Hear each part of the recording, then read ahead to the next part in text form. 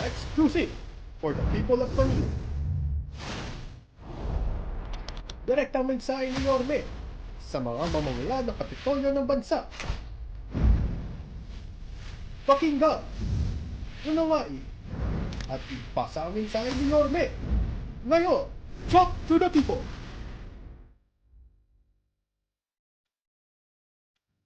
Hi, magandang tanghali po mga batang Maynila na excited na naliligo sa ating mga swimming pool sa buong Maynila. Welcome kayo doon, ha.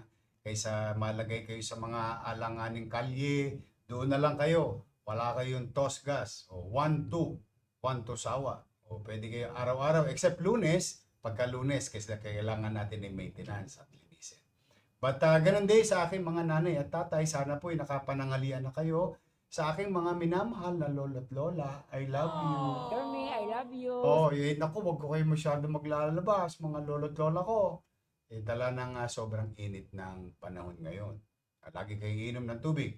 Ito po ang inyong lingkod, si Yorme po, sa programang Talk to the People. Ito po ay programa ng Manila Public Information Office. Kung saan, dito po nilalahad namin ang mga updates from the city government itself. Sa mga nagaganap at magaganap sa ating lungsod. Ngayon po ay holiday, pero napakalagang holiday po ito. Nais ko pong batiin ang mga hero ng ating bansa.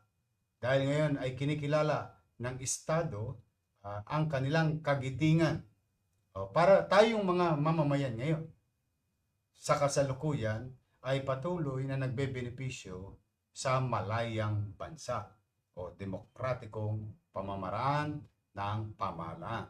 Kaya maraming salamat sa ating mga bayani. Pero higit sa lahat, ang makaka-appreciate siguro nito ay yung mga pamilya ng mga bayani. Maraming salamat sa inyong pamilya. Siya namin napapakinabangan ngayon itong ating bansa, ang patuloy na malaya. Araw ng kagitingan, araw ng pagkilala sa inyo. At dahil dyan, itinawad ko na rin po na ngayong araw na ito, ipagpasalamat sa isang matagumpay na programa na ginawa ng inyong pamahalaang lungsod.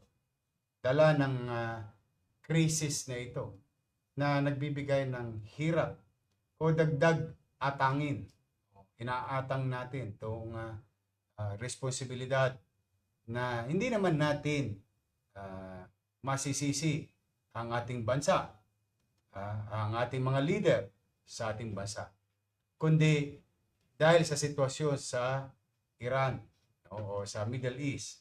Kaya tayo naapektuhan, hindi lang ang Pilipinas, hindi lang ang Maynila, kundi ang buong mundo.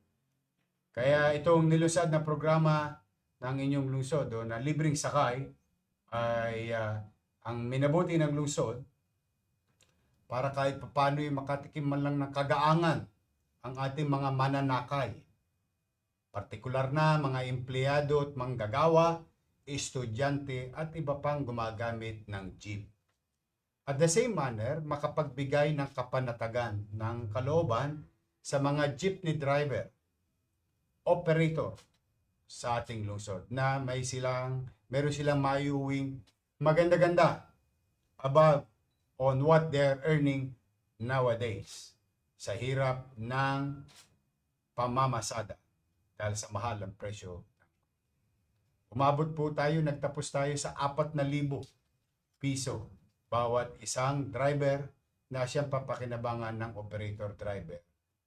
Para upang sila ay makapagbigay naman ng libreng pasada, libreng pamasahe na programa ng lungsod ng Maynila.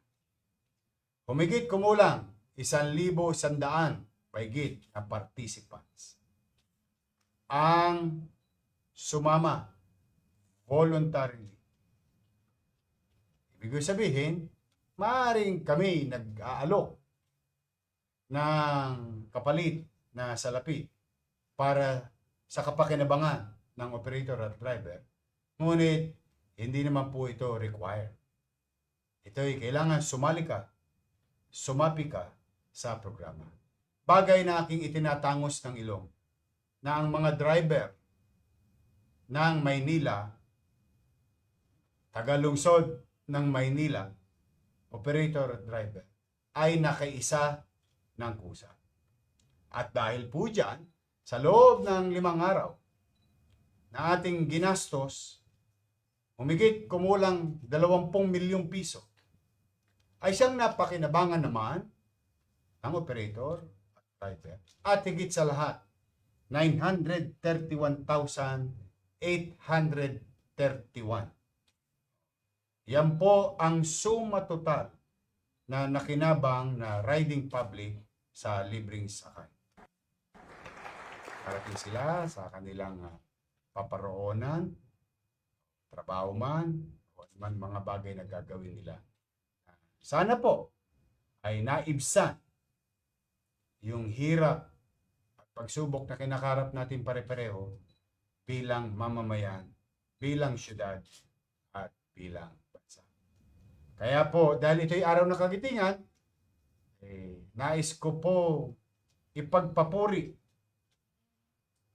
ang lahat ng driver ng jeep na lumahok sa programa ng lungsod ng Maynila. Ako po, ang inyong mayor, on behalf of the people of Manila, ay taus-pusong nagpapasalamat po sa inyo. Maraming salamat po sa bawat driver na nakilahok voluntarily sa programa ng lungsod. I'm proud of you.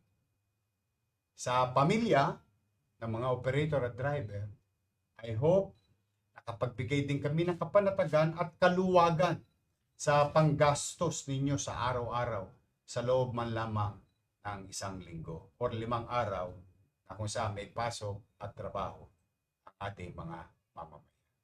At yung mga hindi naman taga Maynila, we're happy to be of service to you na nakinabang dito sa ating programa ng city government. So muli, ako po ay nag-live upang personal na pasalamatan ng ating jeepney driver. Sa mga tagalungsod ng Maynila naman na nakinabang dito, sana po ay nakaramdam kayo kahit papaano sa maliit naming kaparanan ng inyong pamahalang lungsod ay hindi tumitigil na maghanap ng mga paraan, idea, konsepto ng pamamahala na maibsan o naibsan ang araw-araw ninyong gastusin. At pumanatag kayo sa darating na linggo, yung programa po ni President Bongbong Marcos na biyayang bigas para sa Maynila o sa mga local government unit. Gusto ko lamang pong maliwanag, no? Hindi lamang po ito mangyayari sa Maynila. Mabilis lang po ang pamahalang lungsod ng Maynila na ipatupad ito sapagkat nagawa na po natin ang mga alituntunin. Nasunod na po natin ang mga alituntunin o requirements ng batas.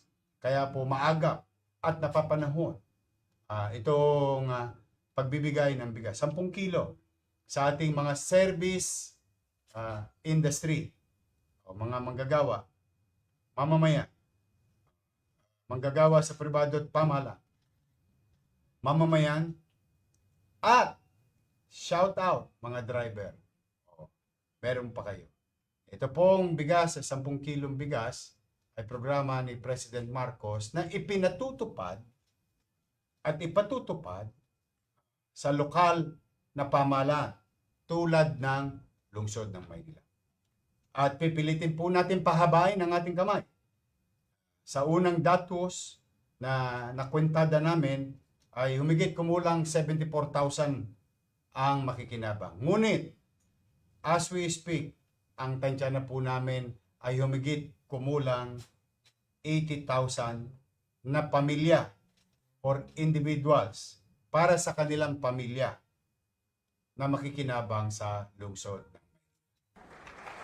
Tapos naman, ang tabayanan ninyo Mga batang Maynila naman, mga tao sa Maynila, mga nanay ko, tatay ko, lolo't lola ko, lahat ng bumibili ng pandilimon, monay, putok, Spanish bread, at higit sa lahat ay pandesal. Meron po kaming update sa inyo. Katatapos lamang po ng aking pagpupulong, konsulta, at pagkikipagkaisa sa ating mga local community bakery. Madalit salita, tulad na sinasabi ng mga tatay natin, panaderya, no, sa ating Luzon. I-update ko po kayo dyan dahil na-finalize na po namin kung ano ang sa tingin ng ating mga panaderya ang makabubuti para sa kanila. At siya naman, hiningi kong garantiya na makabubuti sa pangkalahatang bumibili ng ating mga Filipino basic bread. Opo, i-update ko po kayo dyan sa lalong madaling panahon. For the meantime, araw ng Kagitingan, maraming salamat sa ating mga bayani. Sa magigiting nating bayani. Maraming salamat sa kagitingan, lakas ng loob at paniniwala ng mga driver na makisapi sa programa ng Lungsod ng Maynila ng libreng sakay para sa ating mamamayan. Kayo'y mga magigiting na driver. Sa inyong pamilya, masaya ako para sa kanila. Sa mamamayan, I'm happy to be of service. I hope we did service. We did deliver service. At pumanatag kayo, hindi po tayo titigil na mag-isip ng mga maliliit nating kaparanan na idea na malaking numero ng mamamayan ang makinabang. So hanggang dito lamang po muna. Ito po ang inyong lingkod. Si Yorme po ay nagsasabi, sana muli ay nasa mabuti kayong kalalagayan at pagpalain nawa kayo ng poong Manila. God first.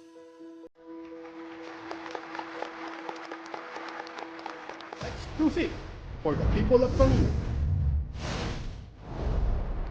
Direktang mensahe ni Yorme sa mga mamamayan ng Kapitolyo ng bansa. Pakinggan, unawain, at ipasa ang mensahe ni Yorme. Ngayon, talk to the people.